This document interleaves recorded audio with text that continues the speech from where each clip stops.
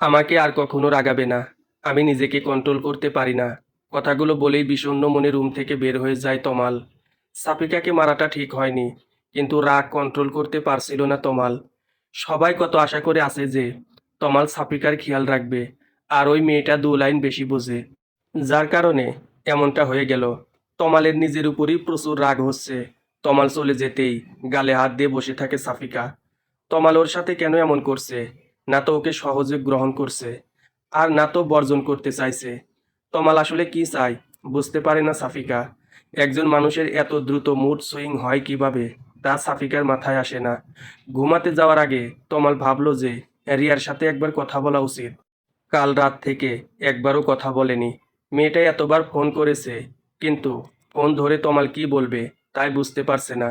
তারপরেও কিছুটা দ্বিধা নিয়েই রিয়াকে কল করলো। রিয়া কল রিসিভ করে যা বলল তা শোনার জন্য তমাল মোটেও প্রস্তুত ছিল না। বাহ তমাল, বিয়ে করে বউ নিয়ে খুব মজা করছো, তাই না? আমাকে একবার জানানোর প্রয়োজন মনে করলে না? অবশ্য আমাকে জানালে তো আর তোমার মনের আশা কখনো পূর্ণ হতো না। রিয়া, তুমি এসব কি বলছো? আমি বিয়ে করেছি, এ কথা তুমি কি করে জানলে? কেন, আমাকে জানাতে চেয়েছিলে না নাকি? দুজনের জীবন নষ্ট করার ধান্দায় ছিলে মনে হয়। বাট তোমার সেই আশাটা আর কোনোদিন পূর্ণ হবে না। আমি সবটা জেনে গেছি। তুমি এতটা নিজ প্রকৃতির ছেলে তা আমার জানা ছিল না। আর তোমার চাচাতো বোনটাও তোমার মতোই ফাস্ট। যেমন যেমন তেমন তেমন। তোমাদের জুটিটা বাংলাদেশের বেস্ট জুটি হওয়া দরকার ছিল। দুধচরিত্র ছেলের জন্য একটা দুধচরিত্রা মেয়েই পারফেক্ট। তমাল এইবার প্রচুর রেগে যায়। রিয়াকে একটা ধমক দিয়ে বলে, দেখো রিয়া, আমি তোমাকে ঠকাতে চাইনি। আমার কথাটা বোঝার চেষ্টা করো। তুমি সাফিকার চরিত্র নিয়ে কেন কথা বলছো? তুমি এসব জানলে কি করে? রাশেদ বলেছে, কাল তো ও নিজে চোখে সব দেখেছে, আর নিজে কানে সব শুনেছে। তোমাদের দুইজনের কাহিনী। ওই রকম মেয়েদের জন্যই পুরো নারী জাতির বদনাম হয়ে যায়। অবশ্য মেয়েটাই বা কি করবে তোমাকে দেখে? আর কিছু বলার আগেই তমাল রেগে গিয়ে রিয়াকে থামিয়ে দিয়ে বলে, আর একবার সাফিকার চরিত্র নিয়ে কথা বললে আমি ভুলে যাব যে আমি তোমাকে ভালোবাসি। আমার ভাবতেও অবাক লাগছে যে তুমিও আমাকে ভুল বুঝলে। আমি ভেবেছিলাম যে আর কেউ বিশ্বাস করুক বা না করুক, অন্তত তুমি আমাকে বিশ্বাস করবে। তুমি তো জানো আমি কেমন ছেলে। কিন্তু তুমি অন্য সবার মতোই। কেন? তুমি কি ভেবেছিলে তুমি একটা মেয়ের সাথে নোংরামি করবে, তারপর কাহিনী করে তাকে বিয়ে করবে, আর আমি তোমাকে সাদরে গ্রহণ করে নেব? এমনটা ভেবেছিলে তাই তো? কিন্তু তোমার সেই আশায় ঘুরে বালি। আজকের পর থেকে আমার সাথে যোগাযোগ করার কথা স্বপ্নেও ভাববে না।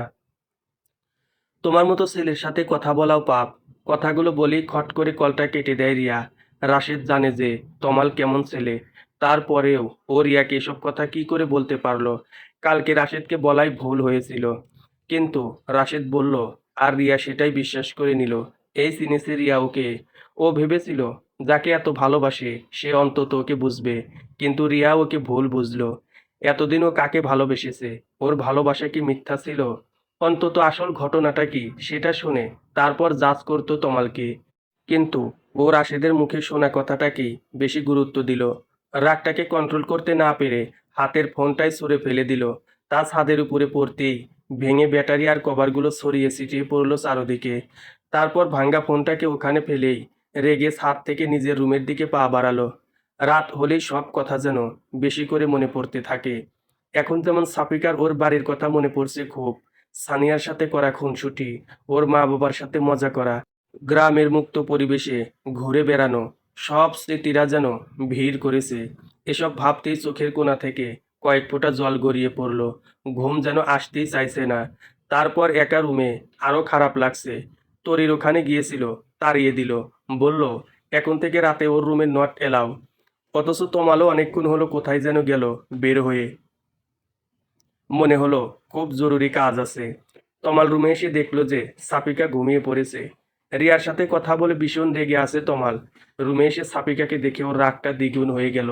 যে মেয়েটার জন্য ওর জীবনে এত সমস্যা, সে আরামে ওর বিছানায় ঘুমোচ্ছে। এটা যেন ওর সহ্য হচ্ছে না। তমাল রুমে এসেছে, বুঝতে পেরে সাফিকা চোখ খুলে বলল, কোথায় ছিলেন এতক্ষণ? কথাটা বলতে না বলতেই তমাল যেন তেলে বেগুনে জ্বলে উঠল। কেন? তোমাকে সেই কৈফিয়ত দিতে হবে নাকি? আমার জীবনটা তছনছ করে দিয়ে নিশ্চিন্তে ঘুমাচ্ছ, আবার আমার কাছেই কৈফিয়ত চাইছো? তোমাকে মানা করেছি না আমার পার্সোনাল লাইফে একদম ইন্টারফেয়ার করবে না? একটা কথা একবার বললে কানে যায় না? তোমার মুখটা দেখলেই আমার রাগে গা জ্বালা করে। নিজের ওই মুখটা আমার থেকে লুকিয়ে রাখার চেষ্টা করবে। আমি যতক্ষণ রুমে থাকি ততক্ষণ আমার আশেপাশে থাকবে না বেশি। তোমাকে দেখলেই আমার সবকিছু এলোমেলো হয়ে যায়। কথাগুলো বলেই তমাল ব্যালকনিতে চলে গেল। সাফিকা বোবার মতো ওর দিকে তাকিয়ে আছে। ও তো শুধু জানতে চেয়েছিল যে এতক্ষণ কোথায় ছিল। এটা জানতে চাওয়াটা কি খুব বড় অপরাধ? সাফিকার নিজেরও প্রচুর রাগ। এখানে আসার পর থেকে সবসময় রাগের আগুনটাকে ছাই চাপা দিয়ে রেখেছিল, কিন্তু এখন আর যেন তা চাপা থাকতে চাইছে না। তারপরেও সাফিকা অনেক কষ্টে নিজেকে কন্ট্রোল করার চেষ্টা করে চোখ বন্ধ করে শুয়ে পড়ল। একটু পরেই তমাল এসে ওর পাশে শুয়ে পড়ল। সাফিকা আর একটা কথাও বলছে না। তমাল সাফিকাকে বকা দেওয়ার পর নিজেই আবার অনুতপ্ত হয়। রিয়ার রাগগুলো সব সাফিকার উপরে চাপিয়ে দিয়ে যেন ওর রাগটা অনেকটা কমে গেছে। তাই সাফিকার সাথে কিছুটা স্বাভাবিক হওয়ার জন্য বলল, তোমাকে আমি আবারও বলছি, আমার রাগ হয় এমন কোনো কাজ করবে না। আমি নিজের রাগটাকে কন্ট্রোল করতে পারি না। তারপরও এটুকু বলেই থেমে যায় তমাল। কারণ এখন সাফিকা এমন কিছুই করেনি যার কারণে ও সাফিকাকে এত কথা শোনালো। তমালের এই স্বাভাবিক আচরণে সাফিকার রাগটা কমার বদলে আরো বেড়ে গেল। ও তমালের দিকে ঘুরে বলতে লাগলো, আমাকে আপনার কি মনে হয় বলুন তো? একটা পুতুল। আমাকে করুণা করে বিয়ে করেছেন, থাকতে দিচ্ছেন, তাই বলে কি আমি আপনার কেনা গোলাম হয়ে গেছি? যখন ইচ্ছে হবে ভালো ব্যবহার করবেন, যখন ইচ্ছে হবে খারাপ ব্যবহার করবেন। আমি কি মানুষ না নাকি? দুঃখ কষ্ট আমারও আছে। আপনি বারবার আপনার জীবন তছনছ করার কথা বলছেন। আচ্ছা, আমি আপনার কি তছনছ করেছি বলতে পারবেন? আমি আপনার পরিবার থেকে আপনাকে আলাদা করে দিয়েছি, নাকি আপনার? এটুকু বলতেই তমাল নিজের রাগকে কন্ট্রোল করে বলল, তুমি এখনো বুঝতে পারছো না তুমি কি তছনছ করেছো, নাকি না বোঝার নাটক করছো? আমি রিয়াকে ভালোবাসতাম, শুনেছো এবার? আমি শুধু রিয়াকেই বিয়ে করতে চেয়েছিলাম, কিন্তু শুধুমাত্র তোমার জন্য। রিয়াও আমাকে ভুল বুঝলো, অন্য সবাই আমাকে ভুল বুঝেছে। এতে আমি যতটা না কষ্ট পেয়েছি তার চেয়ে হাজার গুণ বেশি কষ্ট পেয়েছি আমি রিয়ার ব্যবহারে। ও আমাকে ভুল বুঝেছে, বুঝতে পারছো তুমি ব্যাপারটা? সাফিকা তমালের মুখে রিয়ার নাম শুনে যেন আকাশ থেকে পড়লো। ওর বুকের ভিতরটা যেন ধুমড়ে মুচড়ে যাচ্ছে। তমাল ওকে পছন্দ করে না সেটাও মেনে নিয়েছিল, কিন্তু অন্য একটা মেয়ের জন্য ও সাফিকাকে এতগুলো কথা শোনাচ্ছে, এটাও কিছুতেই মেনে নিতে পারছে না। ওর মন চাইছে এক্ষুনি ছুটে গ্রামে চলে যেতে, যা হওয়ার হবে। ওখানে রিমন তো বাইরে গেলে শুধু বিরক্ত করে, কিন্তু এখানে ঘরের মধ্যেও যে মানসিক চাপের শিকার হচ্ছে। না পারছে কাউকে বলতে, আর না পারছে এসব আর সহ্য করতে। রুমের বাইরে ওর চাচের কালো মুখ সহ্য করে, আবার রুমের ভিতরে তমালের তিক্ততাও আর নিতে পারছে না। আমাকে মাফ করবেন যে আমি না জেনে শুনে আপনার ভালোবাসার মাঝে ফাটল ধরিয়েছি। আমি না থাকলেই যদি আপনার সব সমস্যার সমাধান হয়ে যায়, তাহলে আমি আর সেটা বাড়াতে চাই না। আপনি কালকে যদি একবার আমাকে এই কথাটা জানাতেন যে আপনি কাউকে ভালোবাসেন, তাহলে আমি কখনোই আপনাকে বিয়ে করার জন্য রাজি হতাম না। আর বড় আব্বুর কথা রাখতে না হলে তো আমি। এটুকু বলেই থেমে যায় সাফিকা। ওর দু চোখ ভর্তি তমালের জন্য ঘৃণা জমে ওঠে। একটা মানুষকে এতটা বহুরূপী কেন হতে হবে? আজকে ওর বাবা মায়ের সাথে গ্রামে যেতে দিতে পারলেই হতো, তাহলে এত কথা শুনতে হতো না সাফিকাকে। এর মধ্যে তুমি আবার বাবাকে কেন টেনে আনছো? সাফিকা এখন কি করে বলবে যে তমালের বাবাই সাফিকাকেও জোর করেছিল তমালকে বিয়ে করার জন্য? কারণ সাফিকার পিছনে সবাই যেভাবে লেগে আছে, তাতে উনি ভয়ে ছিল যে এখানেও যখন এত বাজেভাবে ওর বিয়েটা ভাঙলো, তার মানে যেখানেই যাক কেউ একজন আছে যে ওর ক্ষতি চায়। আর এই কারণেই সাফিকাকে গ্রামে পাঠিয়ে সাহস পায়নি। হয়তো ওখানে ওর জন্য নতুন কোনো বিপদ অপেক্ষা করছে। কি হলো, এখন কিছু বলছো না কেন?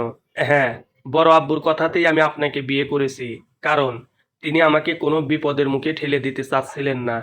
বাহ, আমার বাবাকে তো ভালোই হাত করে নিয়েছো।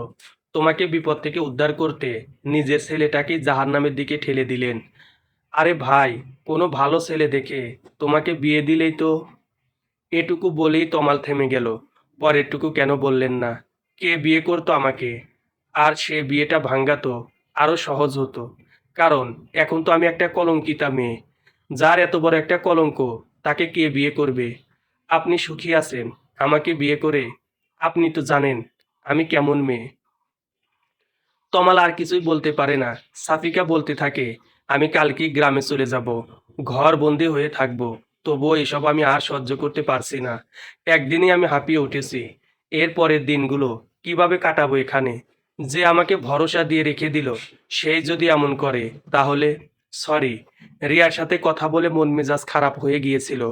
কারো সাথে রাগলে সেই রাগটাই এখন থেকে আমার উপরই ঝাড়বেন বলে ঠিক করে ফেলেছেন মনে হচ্ছে।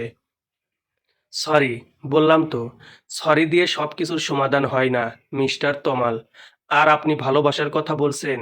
যে ভালোবাসায় একে অপরের প্রতি বিশ্বাসটাই নেই, তাকে আপনি ভালোবাসা বলছেন? যাকে ভালোবাসেন সেই যদি আপনাকে বিশ্বাস না করে, তাহলে সেই ভালোবাসার কি মূল্য থাকতে পারে? তোমার ভালোবাসার মানুষটি তোমাকে ধোঁকা দিলে তুমি কি করতে? তুমি কি তাকে ভুল বুঝতে না? এমনি এমনি মাফ করে দিতে তাকে? আপনি কি সত্যিই কোনো ভুল করেছেন? আপনি তাকে সত্যটা বলার পরেও যদি আপনাকে বিশ্বাস না হয়, তাহলে একবার অন্তত সত্যটা যাচাই করা উচিত ছিল। আপনি কেমন ছেলে তা ওই মেয়েটার ভালো করেই জানার কথা। এত বড় একটা জঘন্য কাজ আপনি করতে পারেন, তা সে এত তাড়াতাড়ি কি করে বিশ্বাস করে নিল? তমাল আর কিছু না বলে একদম চুপ হয়ে গেল। সাফিকাও চুপ হয়ে যাওয়ায় রুমে পিনপতন নীরবতা বিরাজ করতে লাগলো। সকালে ঘুম থেকে উঠে সাফিকা ওর চাচির সাথে নাস্তা বানাচ্ছে। ওর চাচি ওর সাথে একটা কথাও বলছে না। সাফিকা ব্যাপারটা হজম করার চেষ্টা করছে। তরি নাস্তা করে কলেজে চলে গেছে। তমাল আর ওর বাবাও অফিসে চলে গেছে। সাফিকার চাচি নিজের রুমেই আছেন। সাফিকা সেখানে গিয়ে সাহস পাচ্ছে না। নিজের রুমে একা একা দম বন্ধ হয়ে আসছে সাফিকার। বিয়ের আগে সারাদিন ওর চাচির আশেপাশেই থাকতো, সময় কেটে যেত। কিন্তু এই বিয়েটা যেন ওর জীবনে অমানিসা হয়ে ঘিরে ধরেছে। দুপুরেও চুপচাপ তমালের মায়ের সাথে সাফিকা রান্না বান্না করলো। তারপর নামাজ কালাম পড়ে তরির সাথে দুপুরের খাবার খেলো। তরি দুপুরের দিকে কলেজ থেকে ফেরায় সাফিকা যেন দেহে প্রাণ ফিরে পেল। তরির সাথে কথা বললে সাফিকার নিজেকে একটু হালকা মনে হয়, ভালো লাগা কাজ করে। তমালও আজ সকালে ওর সাথে একটা কথাও বলেনি। ওর চাচা অবশ্য ওর চাচিকে বারবার সাবধান করে দিয়ে গেছে যেন সাফিকার সাথে কোনো ঝামেলা না করে। সাফিকা বুঝতে পারছে না যে এভাবে আর কয়দিন চলবে। একদিনেই ও অতিষ্ঠ হয়ে উঠেছে। এভাবে চলতে থাকলে ও পুরোপুরি পাগল হয়ে যাবে যে। তমাল ফোন আর সিম দুইটাই চেঞ্জ করেছে। নতুন সিম থেকে রিয়াকে আরো একবার কল করেছিল, দেখা করে সবটা বলার জন্য। কিন্তু রিয়া ওর কোনো কথা না শুনেই কল কেটে দিয়েছে। তমালের সাথে ও আর কথা বলতে চায় না, এটাই স্বাভাবিক। একদিক দিয়ে দেখতে গেলে তমাল তো রিয়াকে ধোঁকা দিয়েছে। আর একজন ধোঁকাবাজের সাথে কেই বা সম্পর্ক রাখতে চায়, তার উপর ও আবার বিবাহিত। সাফিকাকে দেখলেই তমালের রিয়ার কথা মনে পড়ে যায়। রাগ উঠে যায়, কিন্তু অনেক কষ্টে রাগগুলোকে কন্ট্রোল করে। সাফিকাও নিজেকে যথাসম্ভব তমালের থেকে দূরে রাখার চেষ্টা করে। তুষার সেই সকালে নাস্তা করে বের হয় আর অনেক রাতে বাসায় ফেরে। সাফিকার বিষণ্ণ মুখটা ও দেখতে পারে না। ও বুঝতে পারে যে সাফিকা তমালের সাথে সুখে নেই। তারপরেও কিছু করতে পারে না। সবাই জানে যে পরিস্থিতির মুখে পড়ে তুষার সাফিকাকে বিয়ে করতে চেয়েছিল। কেউ যদি এটা জানতে পারে যে তুষার সাফিকাকে পছন্দ করত, তাহলে ব্যাপারটা সাফিকার জন্য আরো জটিল হয়ে যাবে। এভাবেই কেটে যায় 2 মাস। সাফিকা, তমাল আর তুষারের জন্য এই 2 মাস যেন 2 বছরের মতো। সাফিকা এখনো জানতে পারেনি যে ওর বিয়ে ভাঙ্গার পিছনে কে ছিল। এর মধ্যে তমালকে একবার জিজ্ঞেস করেছিল, ও কিছু জানায়নি। তমালের দিনগুলো বিস্ময় হয়ে উঠেছে। ওর সাথে সাথে ও সাফিকার জীবনটাও বিষিয়ে তুলেছে। রিয়া বিয়ে করে নিয়েছে, স্বামীর সাথে প্রতিদিন ছবি আপলোড দেয়, যা তমালকে আরো জ্বালিয়ে পুড়িয়ে শেষ করে দিচ্ছে। রিয়ার সাথে কথা বলার পর থেকে তমাল আর রাশিদের সাথে কথা বলেনি। আজ কি মনে করে রাশিদের অফিসে চলে গেল দেখা করতে। তমালকে দেখেই রাশেদ হাসি মুখে বলল, কি ব্যাপার, বিবাহিত জীবন কেমন যাচ্ছে? তমাল রাশিদের সামনের চেয়ারে বসে কোমল সুরে বলল, তুই এমনটা কেন করলি? কেন মিথ্যে বললি? কারণ আমি রিয়াকে ভালোবাসতাম। আমার আর রিয়ার মাঝখানে তুই চলে এসেছিলি। আমি প্রপোজ করার আগেই তুই ওকে প্রপোজ করে দিস, আর রিয়াও রাজি হয়ে যায়। এর আগে অনেক চেষ্টা করেছি তোদের ব্রেকআপ করানোর জন্য, কিন্তু পারিনি। এইবার এমন এক চাল দিলাম, সাপও মরল আর লাঠিও ভাঙল। না, শুধু রিয়াকেই নয়, সবাইকে মিথ্যাটা আমিই বলেছি। চালটা যে এভাবে কাজে লেগে যাবে বুঝতে পারিনি। তুই রিয়াকে পাওয়ার আর কোনো সুযোগ রাখলাম না। এখন রিয়া সত্যিটা জেনেও কোনো লাভ নেই। তুইও বিবাহিত, আর রিয়াও। আমি রিয়াকে পাইনি, তোকেও পেতে দিলাম না। ওর কথা শুনে তমালের প্রচণ্ড রাগ হতে লাগলো। যাকে ও নিজের ভাইয়ের মতো ভাবে, সেই ওকে এতটা ঘৃণা করে। ও কখনো কল্পনাও করতে পারেনি যে রাশেদ রিয়ার জন্য ওর সাথে এমনটা করবে। তার মানে এসবের পিছনে রাশেদ ছিল। ওর আর রিয়ার কারণে সাফিকার জীবনটা নষ্ট হয়ে গেল। আর ও নিজের জীবনের জন্য সাফিকাকেই দোষারোপ করে যাচ্ছিল। সাফিকা সত্যিটা জানতে পারলে কি ওকে ক্ষমা করবে? কিন্তু এতে তো ওর কোনো হাত নেই। রাশেদের কথা শুনে ক্ষেপে গিয়ে তমাল ওকে মারার জন্য হাত তুলল। কিন্তু রাশেদ তমালের হাতটা খপ করে ধরে ফেলল। তারপর আস্তে আস্তে ওর কানের কাছে মুখ নিয়ে বলল, আমাকে মারলেই কি সবকিছু ঠিক হয়ে যাবে? রিয়াকে তো আর পাবি না। তবে যাকে পেয়েছিস সে তো রিয়ার চেয়েও সুন্দরী। তোর তো ভাগ্য খুলে দিয়েছি আমি। ওরকম রূপবতী বউ কজনের কপালে জোটে বল? তমাল নিজের রাগটাকে কন্ট্রোল করে বলল, সাফিকার সম্পর্কে আর একটা কথাও বলবি না। তোর মতো মানুষের মুখে ওর মতো নিষ্পাপ মেয়ের নাম মানায় না। রাশেদ মুচকি হেসে বলল, বাহ, বউকে অনেক ভালোবাসিস মনে হচ্ছে। তাহলে তো রিয়ার কথা এতদিনে ভুলে যাওয়ার কথা।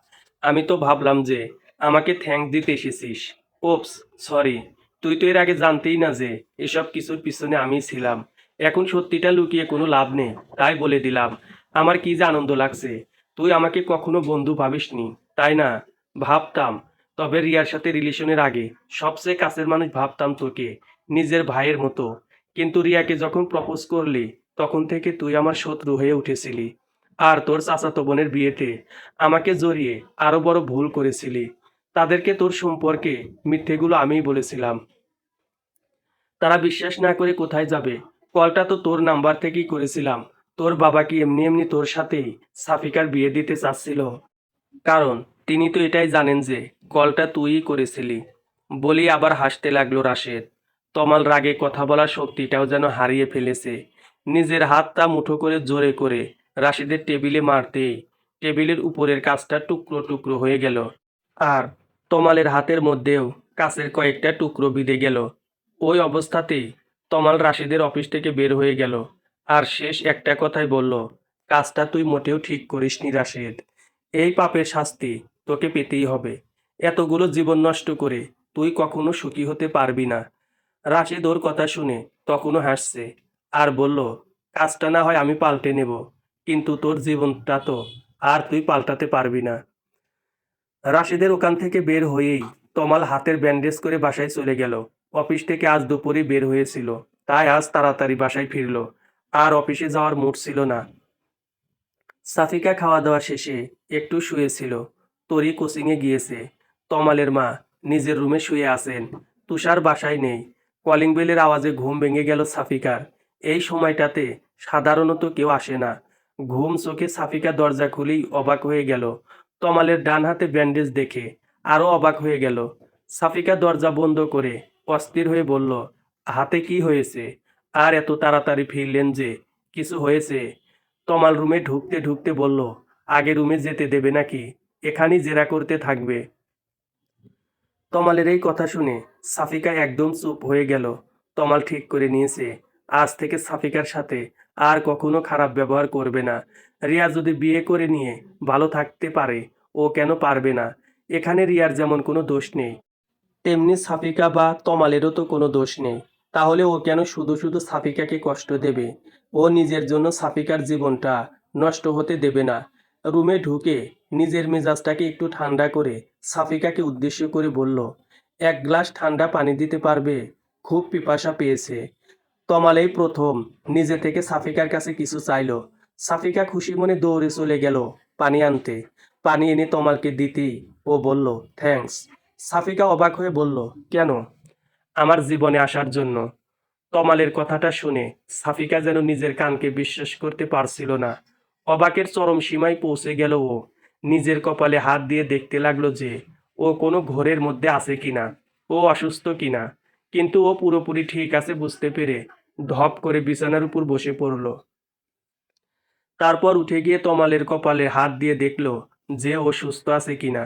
তারপর অবাক হয়ে বলল, আপনি কি অসুস্থ নাকি মাথায় আঘাত লেগেছে? ড্রিঙ্কস করেননি তো? কি হয়েছে আপনার? আপনি কি ঠিক আছেন তো?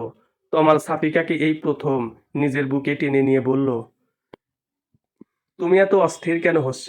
আমি ঠিক আছি। আমি সজ্ঞানে এই কথাটা বলেছি। সত্যিই আমি ধন্য যে তোমার মতো কাউকে আমার জীবনে পেয়েছি। আমার জন্য তোমার অনেক কষ্টে কেটেছে এই কয়দিন। আমি আর তোমাকে কষ্ট দিতে চাই না। তমালের হৃদস্পন্দন স্পষ্ট শুনতে পাচ্ছে সাফিকা। খুশিতে যেন আত্মহারা হয়ে গেছে ও।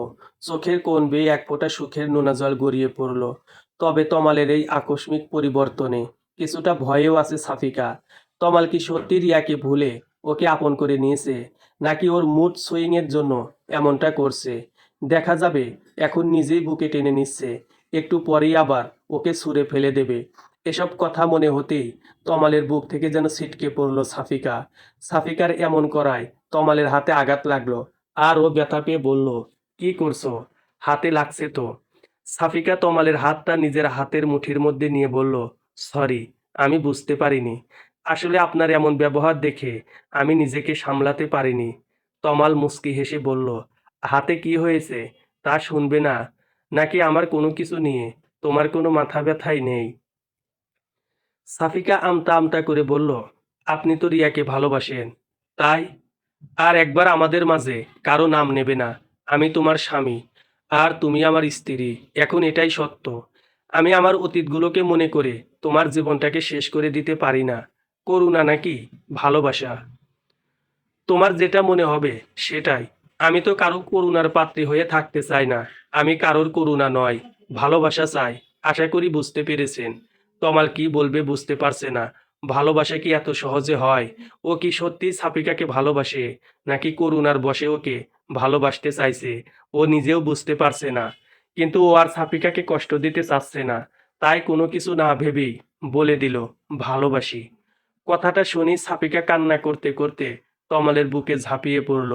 তারপর বলল, আমি জানতাম আপনি একদিন না একদিন আমাকে ঠিক মেনে নেবেন। বিয়ের বন্ধনটা যে এমনি শক্ত বন্ধন, যা নির্দয়ের মনেও ভালোবাসার সঞ্চার করে দেয়। এটা যে পবিত্র একটা বন্ধন। বিশ্বাস করুন, আমার এতদিনের সব কষ্টগুলো হাওয়ায় মিলিয়ে গিয়েছে আপনার একটা কথাতেই। কথা দিন, আর কখনো আপনি আপনার সিদ্ধান্ত বদলাবেন না। আর কখনো আমাকে কষ্ট দেবেন না। তমাল ভাবতেই পারেনি যে সাফিকা ওকে এত সহজে গ্রহণ করে নেবে। ও ভেবেছিল যে সাফিকাকে মানাতে ওকে অনেক কাঠখড় পোড়াতে হবে। অনেক খারাপ ব্যবহার করেছে এই কয়দিনে। তমাল সাফিকাকে নিজের বুকে আরো শক্ত করে চেপে ধরে বলল, হুম, কথা দিচ্ছি আর কখনো তোমাকে কষ্ট দেব না। তোমার ভালো থাকাই আমার ভালো থাকা, তোমার খুশিই আমার খুশি। আর আমার দুঃখগুলো, কষ্টগুলো, সেগুলোর ভাগ নেবেন না। হুম। তবে আমি তোমার জীবনে দুঃখ কষ্টটাকে আর আসতে দেব না। আমি চাই আর কোনো কষ্ট যেন তোমাকে ছুঁতে না পারে। তমাল যেমন ভাবতে পারেনি যে সাফিকা এত তাড়াতাড়ি সব মেনে নেবে, তেমনি সাফিকাও ভাবতে পারেনি যে তমাল ওকে এত তাড়াতাড়ি ভালোবেসে ফেলবে। সন্ধ্যা থেকেই তমালের ভীষণ জ্বর। বিছানা ছেড়ে উঠতে পারছে না। একে তো হাতের ব্যথা, তার উপরে জ্বর। দুপুরেও কিছুই খায়নি। বলেছে যে দুপুরে বাইরে খেয়ে এসেছে। রাতে তুষার ওষুধ এনে দিল। সাফিকা স্যুপ বানিয়ে খাইয়ে দিল। তারপর ওষুধ খাইয়ে দিল। তবুও জ্বর কমার নাম নেই। রাতের সাথে সাথে জ্বরও যেন বাড়ছে। সাফিকা একটা টুল নিয়ে তমালের মাথার কাছে বসে জলপট্টি দিয়ে দিচ্ছে। যতক্ষণ জলপট্টি দিচ্ছে ততক্ষণ একটু নীরব থাকে তমাল। জলপট্টি দেওয়া বন্ধ করলেই তমাল ছটফট করতে থাকে। সাফিকা নিজের ঘুম বাদ দিয়ে তমালের কপালে জলপট্টি দিয়ে দিচ্ছে। বারবার ঘুমে ঢুলে পড়ছে সাফিকা। তারপরেও রাত জেগে তমালের সেবা করে যাচ্ছে। জ্বরে তমালের যেন কোনো হুঁশ নেই, মরার মতো পড়ে আছে। মাঝরাতের দিকে তমালের হুঁশ ফেরে। জ্বর কিছুটা কমেছে, তবে শরীরটা ভীষণ দুর্বল। উঠে বসার মতো শক্তিটুকুও যেন নেই। ও দেখে যে ওর পাশে বিছানার উপর হাতের উপর মাথাটা দিয়ে ঘুমিয়ে আছে সাফিকা। সাফিকার মুখটা আজ ভালো করে খেয়াল করে তমাল। কি যেন এক মায়ায় আচ্ছন্ন হয়ে আছে সাফিকার মুখটা, যা তমালকে বারবার আকর্ষণ করছে। এতদিন এই মায়ায় কেন পড়েনি তমাল? নাকি এতদিন সাফিকাকে কখনো ভালো করে দেখেইনি? তমাল বিছানা থেকে নামতে গিয়ে আবার বিছানার উপর বসে পড়ে। শরীরটা যেন উঠতে সায় দিচ্ছে না। সাফিকাকে ডাকতে গিয়েও ডাকে না তমাল। পুরোপুরি হুঁশ না থাকলেও তমাল এটা বুঝতে পেরেছে যে সাফিকা নিজের ঘুম বাদ দিয়ে সারা রাত ওর সেবা করেছে। সাফিকার কপালের উপর থেকে চুলগুলো সরাতেই তমালের হাতের স্পর্শ পেয়ে ঘুম ভেঙে যায় সাফিকার। সাফিকা এক লাফে টুল থেকে উঠে পড়ে। তারপর তমালের সামনে গিয়ে ওর কপালে হাত দিয়ে দেখে যে জ্বর অনেকটা কমে গেছে। তমাল হেসে ফেলে, তারপর বলে, আমি ঠিক আছি। বিছানায় শোয়া বাদ দিয়ে তুমি টুলের উপরে কেন ঘুমাচ্ছিলে? সাফিকা তমালের কপাল থেকে হাত সরিয়ে নিয়ে বলতে থাকে, না মানে, কখন ঘুমিয়ে পড়েছি বুঝতে পারিনি। আপনার এখন কেমন লাগছে? বিছানা থেকে উঠেছেন কেন? আমার এখন একটু ভালো লাগছে। বউয়ের সেবায় স্বামী সুস্থ না হয়ে পারে। আমি তো ভাবলাম যে ভয়ে তুমি আমার পাশে শোওনি। আমার জ্বরটা যদি তোমারও হয়ে যায়। বলি আবার হাসতে থাকে তমাল। সাফিকা লাজুক একটা হাসি দিয়ে বলে, জ্বর কি ছোঁয়াচে রোগ নাকি যে আপনার পাশে থাকলেই আমারও হয়ে যাবে? আর সেই ভয় থাকলে রাত জেগে কি আর আপনার সেবা করতাম নাকি? জ্বর হলে কি মানুষ মারা যায় নাকি? সামান্য জ্বরেই যদি তুমি এত সেবা যত্ন করো, তাহলে বড় কোনো অসুখ হলে তো আর সেবাই করতে চাইবে না। সব সেবাই এখনই দিয়ে দিবে মনে হচ্ছে। আপনি এত রাতে বিছানা থেকে উঠেছেন কেন? দেখেছো, তোমার সাথে কথা বলতে গিয়ে বাথরুমে যাওয়ার কথাও ভুলে গেছি। এই সাহায্যটা আশা করি করবে। চলুন, আমি নিয়ে যাচ্ছি। বলেই সাফিকা তমালের হাতটা ধরে বাথরুমের ভিতরে নিয়ে যায়। তারপর ও বের হয়ে আসে আর ভাবতে থাকে যে তমাল সত্যিই একা যেতে পারছিল না, নাকি ইচ্ছে করে ওকে নিয়ে যেতে বলল। তমাল বাথরুম থেকে বের হওয়ার পর সাফিকা আবার ওর হাত ধরে বিছানা পর্যন্ত নিয়ে আসে। তারপর বিছানায় শুয়ে তমাল পেটে হাত দিয়ে বলতে থাকে, জ্বর তো চলে গেছে, কিন্তু পেটের মধ্যে যে ইঁদুর ছুঁচোগুলো দৌড়াচ্ছে সেগুলো তাড়াতে পারলে আরো ভালো হতো। কিন্তু এত রাতে কাউকে বিরক্ত করতে চাচ্ছিলাম না। কথাটা বলে তমাল সাফিকার দিকে তাকায়। সাফিকা তমালের কথার মানে বুঝতে পেরে বলে, আপনি কিছুক্ষণ অপেক্ষা করুন, আমি আসছি। বলেই সাফিকা রুম থেকে বের হয়ে যায়। তমাল সাফিকাকে উদ্দেশ্য করে বলল, দেখো, ফ্রিজে যা থাকে তাই নিয়ে আসো। একটা কিছু হলেই চলবে। সাফিকা ফ্রিজ খুলে দেখে যে ঠান্ডা ভাত আর তরকারি আছে, আর বাকি যা আছে সব ঠান্ডা। এত রাতে এগুলো গরম করার চাইতে গরম কিছু রান্না করাই ভালো। সাফিকা রান্নাঘরের দরজাটা বন্ধ করে নেয়, যেন কারোর কোনো অসুবিধা না হয়। এত রাতে সবাই ঘুমাচ্ছে। তারপর নুডলস সেদ্ধ করে ফ্রিজ থেকে আগে থেকে কেটে রাখা পেঁয়াজ মরিচ দিয়ে আর ডিম দিয়ে নুডলসটা রান্না করে তমালের জন্য নিয়ে যায়। সাফিকা রান্নাঘর থেকে বের হতেই দেখতে পায় যে তুষার ফ্রিজ থেকে ঠান্ডা পানি বের করে খাচ্ছে। দুজন দুজনকে দেখে চমকে যায়। তারপর তুষার সাফিকার দিকে এগিয়ে গিয়ে বলে, এত রাতে তুমি রান্নাঘরে কি করছো? সাফিকা আমতা আমতা করে বলল, আপনার ভাইয়ের ক্ষুধা পেয়েছে তাই। আসলে রাতে ও কিছু খায়নি। এখন কি অবস্থা ভাইয়ার? জ্বর কি কমেছে? হ্যাঁ, এখন একটু সুস্থ। তাই বলে তুমি এত রাতে রান্না করবে? ভাইয়ার কি জ্ঞান কাণ্ড বলে কিছু নেই? এত রাতে তোমাকে রান্না করতে পাঠিয়েছে। সাফিকা তাড়াতাড়ি করে তুষারকে বলতে থাকে, আরে, উনি কিছু রান্না করতে বলেনি, আমি রান্না করলাম।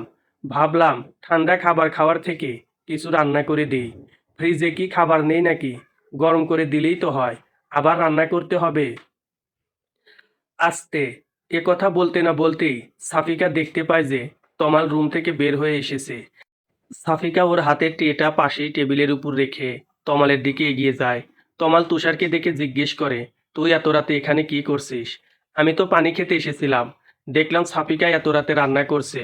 তা তুমি এখন ঠিক আছো তো? হ্যাঁ, আমি ঠিক আছি। তোকে না বলেছি সাফিকাকে এখন থেকে ভাবি বলবি। আগে যাই বলতি না কেন, এখন ও তোর ভাবি। সো, ভাবি বলবি।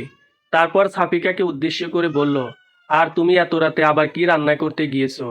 তুষার আর কিছু না বলে ওখান থেকে চলে গেল। সাফিকা তমালকে ধরে রুমে নিয়ে যেতে যেতে বলল, আপনি আবার বিছানা থেকে নেমেছেন কেন? আমি তো যাচ্ছি। আমি কি তোমাকে রান্না করতে বলেছি নাকি? আচ্ছা, কথা না বলে চুপচাপ এখানে বসুন, আমি খাবারটা নিয়ে আসি। তারপর নুডলস এনে চামচ দিয়ে তমালকে খাইয়ে দিতে লাগলো সাফিকা। তমাল চামচটা সাফিকার মুখের দিকে দিয়ে বলল, আমি একাই খাবো নাকি? তুমিও খাও। এত কষ্ট করে রান্না করলে একটু টেস্ট করে দেখবে না? সাফিকা নিজের মুখ সরিয়ে নিয়ে তমালকে বলল, আমি তো রাতে খেয়েছি, আপনি খান। আর আমার রান্নার টেস্ট আমার জানা আছে। তমাল জোর করে সাফিকাকে খাইয়ে দিয়ে বলল, আমার সাথে খাও এখন। আমার বউয়ের হাতের রান্না যে এত সুস্বাদু তা তো আগে জানতাম না। সাফিকা মুখের খাবারটা শেষ করে নিয়ে বলল, আগে কি আমাকে বউ ভেবেছেন? আমাকে তো শুধুমাত্র একটা সমস্যা মনে করেছেন, আর সমস্যা মানেই তো বিরক্তিকর জিনিস। ওকে, নেক্সট টাইম আমার বউকে বউ হিসেবেই দেখব, আর তার সব দিকেই খেয়াল রাখব। এখন এটাই যে আমার দায়িত্ব। এতদিন তো কোন অন্ধকারে ডুবেছিলাম, আজ আলোর দিশা খুঁজে পেয়েছি। সেই আলোয় আমি আমাদের বাকি জীবনটা আলোকিত করে নিতে চাই। খাওয়া শেষ করে সাফিকাও তমালের পাশে শুয়ে পড়ল। তমালের জ্বর কিছুটা কমলেও ওর শরীরের উত্তাপ সাফিকা অনুভব করতে পারছিল। সকালে তমাল অনেকটা সুস্থ হয়ে উঠলেও তমালের বাবা মা ওকে অফিসে যেতে বারণ করলো। তমালও অফিস থেকে একদিনের ছুটি নিয়ে নিল। ওর হাতে কি হয়েছিল তা এখনো কেউ জানে না।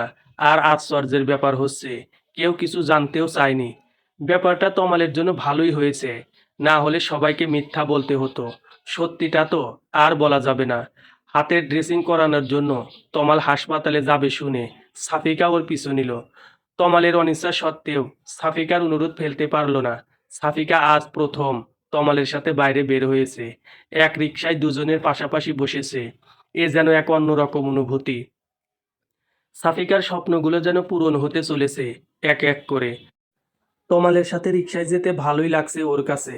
তমাল রিয়ার সাথে অনেকবার অনেক জায়গায় ঘুরেছে, তবে আজ সাফিকার সাথে ঘুরতে ওর অন্যরকম ভালো লাগছে।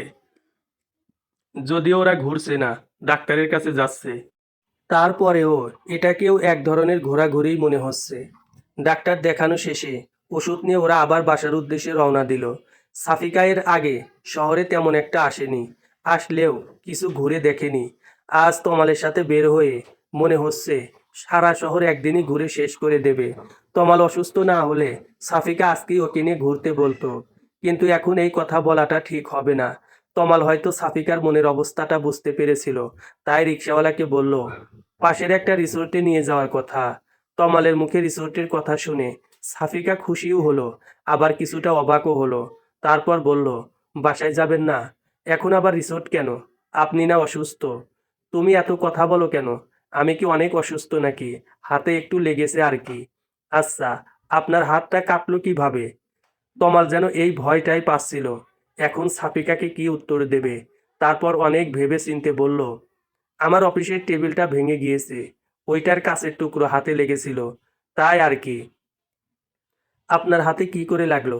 কিভাবে আবার? আমার হাতটা ওখানেই ছিল। আচ্ছা চলো। আমরা চলে এসেছি রিসোর্টে।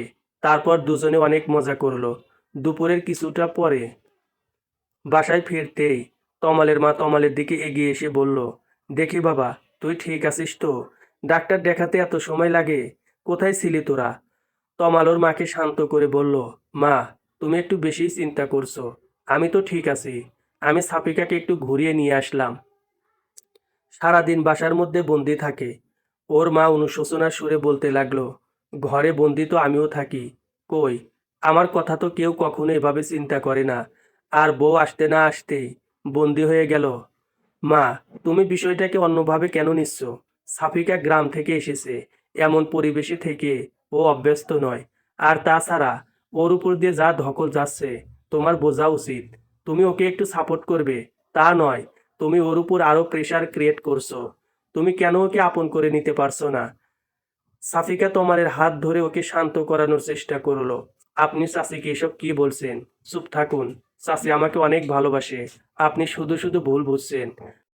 তমালের মা সাফিকাকে উদ্দেশ্য করে বলল, আমার ছেলেটাকে তো হাত করে নিয়েছিস, আর স্বামীকে তো অনেক আগেই হাত করে রেখেছিস। আমাকে হাত করা অত সহজ নয়। বলেই উনি ওখান থেকে চলে গেলেন। তমাল নিজের মাকে বোঝানোয় ব্যর্থ হয়ে সাফিকার সাথে রুমে চলে গেল। সাফিকার মনটা খারাপ হয়ে গেল। ওর জন্য ওর চাচি তমালকে ভুল বুঝছে, আর তমালেরও ওর মায়ের সাথে সম্পর্কটা নষ্ট হয়ে যাচ্ছে। এভাবে চলতে দেওয়া যায় না। সানিয়া আজ ফোন করে জানালো যে সাফিকার বিয়ে হয়ে গেছে শুনে রিমন নাকি আবার বিদেশে চলে গেছে। কথাটা শুনে সাফিকা যেন খুশিতে লাফিয়ে উঠল। তমাল অনেকদিন পর সাফিকাকে এত খুশি দেখে জিজ্ঞেস করলো, কি ব্যাপার, আজ এত খুশি? সাফিকা খুশিতে তমালকে জড়িয়ে ধরে বলল, ওই রিমন ইডিয়েটটা আমার বিয়ের কথা শুনে আবার বিদেশে চলে গেছে। আমার কি যে আনন্দ লাগছে, আমি আবার বাড়ি যেতে পারবো, আনন্দে ঘুরে বেড়াবো, ভাবতেই ভালো লাগছে। তমাল সাফিকার কাঁধে হাত রেখে বলল, আমাকেও নেবে নাকি? একাই পাড়ি জমাবে? তমালের কথা শুনে সাফিকা যেন মেঘ না চাইতেই জল পেয়ে গেল। খুশির পরিমাণ দ্বিগুণ করে বলল, আপনি যাবেন আমার সাথে? তুমি নিলে তো যেতেই পারি। আগে ছিল দাদু বাড়ি, এখন তো শ্বশুর বাড়ি। যেতে তো হবেই, তবে কিছুদিন ওয়েট করতে হবে। পারবে তো? হুম, খুব পারবো। তারপর সাফিকা দিন গুনতে শুরু করলো যে কবে বাড়ি যাবে। সাফিকার অপেক্ষার প্রহর শেষ হয়েছে। কয়েক মাস পর ও ওর নিজের গ্রামে ফিরবে। তমালের অফিসে কিছুদিনের ছুটি হয়েছে পূজার, আর এই ছুটিটাকেই ও কাজে লাগাতে চায়। সাফিকা কাল থেকে ব্যাগ গোছানো শুরু করেছে। আজ সকাল থেকে বারবার শুধু ঘড়ি দেখছে যে কখন বের হবে। তমালের মায়ের মনটা কিছুটা খারাপ।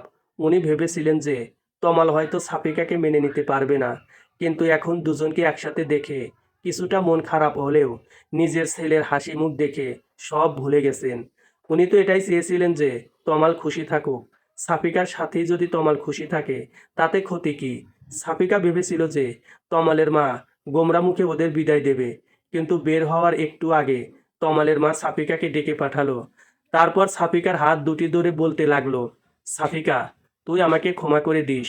নিজের চাচি হয়েও তোকে অনেক কষ্ট দিয়েছি, কিন্তু তুই আমার কত খেয়াল রেখেছিস আমার পরিবারের জন্য। তোর মতো মেয়েই ঠিক। আমার সংসার, পরিবার সব কি সুন্দর করে গুছিয়ে ফেলেছিস এই কয়দিনে। আমি আসলে তমালের বিষণ্ণতাকে মেনে নিতে পারছিলাম না। আমি ওর জন্যই তোকে দেখতে পারতাম না। আমি বুঝতে পারিনি যে একটা ভালো বউ হলে ভালোবাসা দিয়ে সে সব কিছু জয় করে নিতে পারে।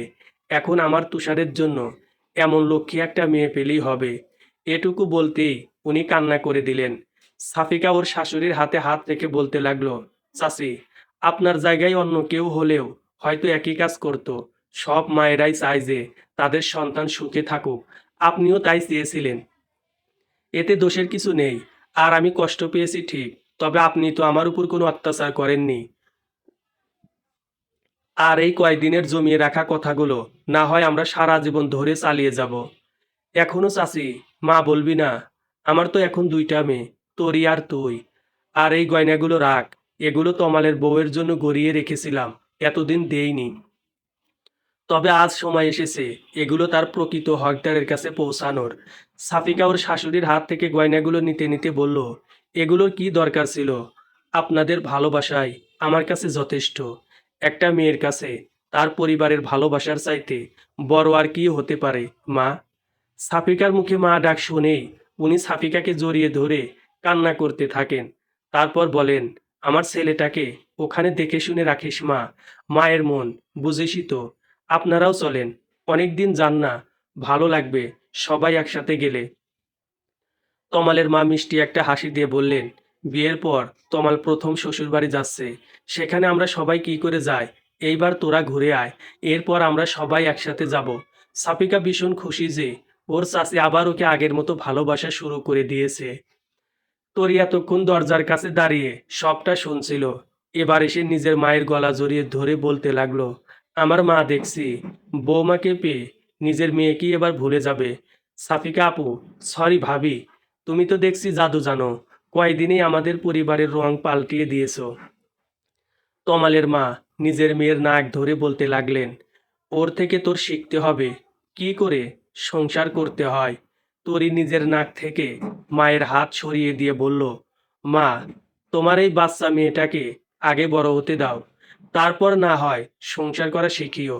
আর কত বড় হতে চাস? তুষারের জন্য একটা টুকটুকে বউ এনেই তোর বিদায়ের ব্যবস্থা করব, তাহলে আমি নিশ্চিত। তারপর তরি সাফিকাকে উদ্দেশ্য করে বলল, ভাইয়া তোমাকে ডাকছে, কি যেন খুঁজে পাচ্ছে না। তারপর সাফিকা ওখান থেকে চলে গেল। সবার থেকে বিদায় নিয়ে সাফিকা আর তমাল বের হয়ে গেল। পুরো ট্রেনে সাফিকা তমালের কাঁধে মাথা রেখে ঘুমিয়েছে। তমাল এই কয়দিনে সাফিকাকে সত্যি অনেক ভালোবেসে ফেলেছে। আসলে সাফিকার মতো মেয়েকে ভালো না বেসে কোথায় যাবে। স্টেশনে পৌঁছানোর আগেই সাফিকার ঘুম ভেঙে গেল। স্টেশন থেকে নেমে ওরা একটা রিক্সা নিল। তারপর সাফিকাদের বাড়ির সামনে গিয়ে দেখতে পেল যে সানিয়া গেটের বাইরে ওদের জন্য অপেক্ষা করছে। সাফিকাকে দেখেই ছুটে এলো। সাফিকাও রিক্সা থেকে নেমেই সানিয়াকে জড়িয়ে ধরলো। তমাল রিক্সা ভাড়া দেওয়া বাদ দিয়ে নীরব দর্শকের মতো দুই বোনকে দেখতে লাগলো। সানিয়া ওর মাকে জোরে জোরে ডাকতে লাগলো। ওর ডাক শুনে শুধু ওর মা নয়, আশেপাশের অনেকেই জমা হলো। এতদিন পর সাফিকাকে দেখে সবাই অনেক খুশি। তমালকে যেন কারো চোখেই পড়ছে না। তমাল রিক্সা ভাড়া মিটিয়ে ব্যাগগুলো নিতে যাবে, তখন সাফিকার বাবা এসে একটা ছেলেকে ইশারা করতেই ব্যাগ নিয়ে বাড়ির ভিতরে চলে গেল। সাফিকার বাবা সবাইকে উদ্দেশ্য করে বলল, এই যে আমার সাফিকার বর, তোমরা তো পাগল হয়ে গিয়েছিলে ওকে দেখার জন্য, এইবার দেখো। সাফিকার বাবার কথা শুনে সানিয়া আর সাফিকা সহ সবাই ওই দিকে তাকালো। সাফিকার পাশের বাড়ির এক চাচি বলে উঠল, এ তো আমাদেরই ছেলে, একে আর নতুন করে দেখার কি আছে। তারপর আস্তে আস্তে সাফিকাদের বাড়ির সামনে থেকে ভিড় কমতে লাগলো। সাফিকা অনেকদিন পর নিজের রুম পেয়ে ভীষণ খুশি। ফ্রেশ হয়েই বিছানায় শুয়ে পড়ল। তমাল ফ্রেশ হয়ে বাথরুম থেকে বের হয়ে দেখে যে সাফিকা শুয়ে আছে। তমাল বিছানায় বসে বলল, নিজের বাড়ি এসে আমাকে দেখছি ভুলেই গেছো, আমার কথা কি মনে আছে? তমালের কথা শুনে সাফিকা বিছানা থেকে উঠে পড়ল। এতক্ষণ তমালের কথা ওর আসলেই মনে ছিল না। এবার তমালের দিকে তাকিয়ে বলল, আপনাকে কি করে ভুলতে পারি বলুন? এরকম জলজ্যান্ত একজন মানুষ সামনে থাকতে তাকে ভুলে যাব? তমাল সাফিকার দিকে এগিয়ে যেতে যেতে বলল, আমার তো তাই মনে হচ্ছে। আপনার মনে হলেই হলো, আমাদের গ্রামে এসেছেন, আজ আমি আপনাকে সারা গ্রাম ঘুরে দেখাবো। আজকেই তুমি ক্লান্ত হয়ে যাওনি? আর এমনভাবে বলছো যেন এই গ্রামে আমি প্রথম আসলাম। নিজের বাড়িতে আসতে কেউ ক্লান্ত হয়? আমার তো এখনই ছুটে যেতে ইচ্ছে করছে। যাবেন? নিজের গ্রাম হলেও আপনি এখনো এর কিছুই চেনেন বলে মনে হয় না। তা অবশ্য ঠিক। আর এখন যাবে? মাত্র আসলাম। তমাল এ কথা বলতেই সানিয়া ওদের রুমে ঢুকে পড়ল। সাফিকা আর তমাল পাশাপাশি শুয়ে আছে দেখে সানিয়া মুখ ঘুরিয়ে নিয়ে বলল, সরি, আমি নক না করেই রুমে ঢুকে পড়েছি। আসলে মা ডাকছে খাওয়ার জন্য। তমাল আর সাফিকা উঠে বসলো। তারপর তমাল বলল, মুখ ঘুরাতে হবে না, ভিতরে আসো, বসো। সানিয়া চলে যেতে যেতে বলল, এখন বসবো না, তাড়াতাড়ি আসুন, ক্ষুধা লাগেনি আপনাদের? খাওয়া দাওয়ার পর সাফিকা সানিয়ার সাথে গ্রাম দেখতে বেরিয়ে পড়ল। তমাল অনেক ক্লান্ত ছিল, তাই শুয়ে পড়ল। সন্ধ্যা হয়ে গেছে, তবুও সাফিকাদের ফেরার নাম নেই। তাই তমাল ওদের খুঁজতে বেরিয়ে পড়ল। কিন্তু ও গ্রামের তেমন কিছু চেনে না, কোথায় বা ওদের খুঁজবে? সানিয়া আর সাফিকা বাড়ি ফিরে আসলেও যে ওদের খুঁজতে বেরিয়েছে সেই তমালের আর খোঁজ নেই। ফোনটাও রেখে গিয়েছে। সন্ধ্যা কেটে রাত হয়ে যাচ্ছে, তবুও তমালের ফেরার নাম নেই। সাফিকা ভীষণ চিন্তায় পড়ে গেল। এদিকে তমালের মা ফোন দিচ্ছে বারবার। সাফিকা কি বলবে বুঝতে পারছে না। সবাই খুব চিন্তা করছে। সাফিকার বাবা লোক পাঠিয়েছে তমালকে খোঁজার জন্য, নিজেও খুঁজতে বেরিয়েছে। রাত কিছুটা গভীর হয়ে গেছে। সাফিকার কান্নাগুলোকে চেপে রেখে তমালের ফেরার অপেক্ষায় আছে। এমন সময় সাফিকার বাবা তমালকে নিয়ে আসলো। তমালের মাথায় কেউ একজন লাঠি দিয়ে আঘাত করেছে পিছন থেকে। সেই একজন আর কেউ নয়, চেয়ারম্যানের ছেলে রিমন। তার মানে ও বিদেশে যায়নি, সবাইকে মিথ্যে বলেছিল যেন সাফিকা গ্রামে আসে। তমালকে আরও মারতো, কিন্তু ভাগ্যক্রমে সেখানে সাফিকার এক চাচা সেখানে পৌঁছে যায়। আর তাকে দেখে রিমনরা চলে যায়, কারণ ওর চাচার সাথে আরও কিছু লোকজন ছিল। ওনারা একটা কাজ থেকে ফিরছিলেন। তারপর উনারাই তমালকে ডাক্তারের কাছে নিয়ে গিয়েছিল।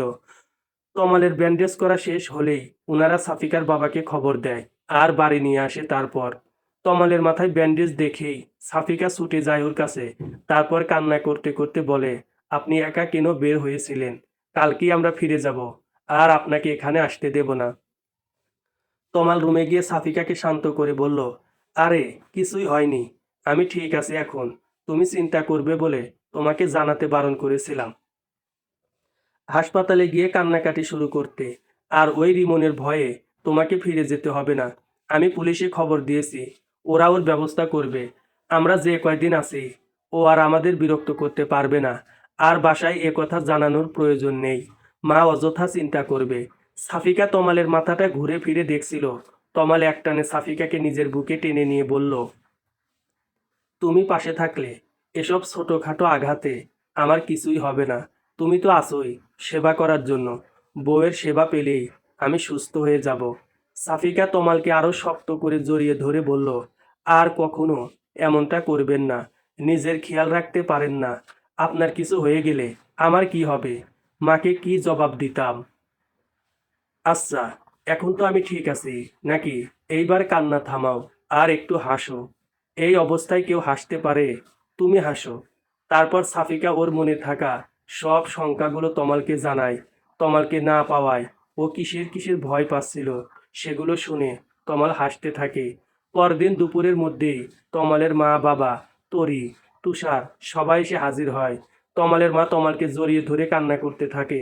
তমাল মানা করলেও সাফিকার বাবা ওর বাবাকে সবটা জানিয়ে দিয়েছে। সাফিকা ভয়ে ছিল যে তমালের মা হয়তো ওকে আবার কথা শোনাবে, কিন্তু তার কিছুই হলো না। বরং তিনি সাফিকাকে জানালো যে এখানে আর ওকে আসতে দেবে না।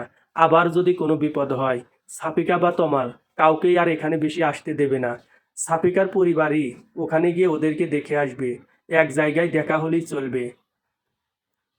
তমাল সবাইকে বোঝানোর চেষ্টা করলো যে রিমন আর ওদের বিরক্ত করবে না, কিন্তু ওর কথা কেউ মানতে নারাজ। তমালের মা পরদিনই ওদের সবাইকে নিয়ে ফিরে গেল। সাফিকা তমালের কথা চিন্তা করে আর থাকতে চাইলো না। ও চায় না যে ওর জন্য তমালের আর কোনো ক্ষতি হোক। সাফিকা আজও মনে করে যে রিমনই খোঁজ নিয়ে ওর বিয়ে ভেঙেছিল।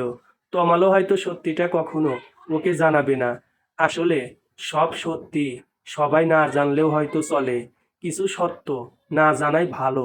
3 বছর পর আজ তুষারের বিয়ে। পারিবারিকভাবে ওর বিয়েটা হচ্ছে। সাফিকা ওর 1.5 বছরের বাচ্চাটাকে তমালের মায়ের কাছে দিয়ে বলল, মা, আপনার নাতনির দায়িত্ব কিছুক্ষণের জন্য আপনাকেই দিয়ে দিলাম। আমি কিন্তু তুষার ভাইয়ার বিয়েতে বরযাত্রী যাব। তমালের মা নিজের নাতনিকে কোলে নিতে নিতে বললেন, আমার নাতনি তো আমার কাছেই থাকে সারাদিন। আজ আবার নতুন কি? তুমি কিছু সময় কেন, পুরো দিন থাকলেও আমার নাতনি তোমাকে খুঁজবে না। এখনকার বাচ্চাদের কি আর মা লাগে নাকি? চিন্তা করো না। কিন্তু তখনই তমাল এসে নিজের মেয়েটাকে মায়ের কোল থেকে নিয়ে সাফিকার কোলে দিয়ে বলল, মেয়ে রেখে গিয়ে সবাইকে এটা বোঝাতে চাও নাকি যে তুমি এখনো সিঙ্গেল? আমার মেয়েটাকে কোল থেকে একটুও নামাবে না। মেয়ে না থাকলে তোমাকে দেখে বোঝার উপায় আছে যে তুমি বিবাহিত। আবার তোমার একটা মেয়েও আছে। বলি তোমার সাফিকাকে টেনে নিয়ে গেল। সাফিকা করুণ চোখে ওর শাশুড়ির দিকে তাকাতেই ওর শাশুড়ি মিটি মিটি হাসতে লাগলো। ওদের যাওয়া দেখতে লাগলো আর ভাবতে লাগলো যে তুষারের বউটাও যেন সাফিকার মতোই হয়। ওনার পরিবারের সুখগুলো যেন সারা জীবন এভাবেই বজায় থাকে। সমাপ্ত। পুরো গল্পটা কেমন লাগলো জানাতে ভুলবেন না। ধন্যবাদ।